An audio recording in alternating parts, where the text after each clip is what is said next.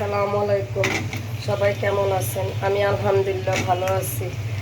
আজকে লটকা শুটকি দিয়া কচু দিয়া রান্না করব। এই যে পেঁয়াজটা একটু ভাজলাম, লটকা শুটকিটা গরম পানি দেওয়া ভালো করে ধুইয়া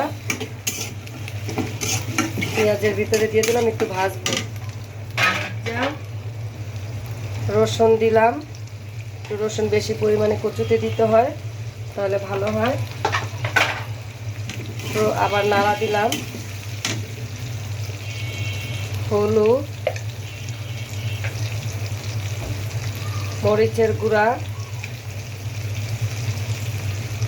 লবণ, সামান্য জিরার গুঁড়া, সামান্য ধনিয়ার গুঁড়া দিয়ে একটু নাড়াচাড়া করব। ভালো করে কষানো হলে, তেলটা উঠলে কচুটা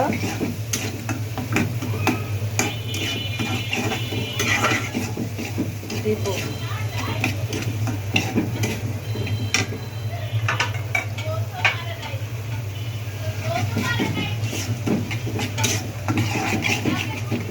ওই যে কচু দিয়ে দিলাম, পানি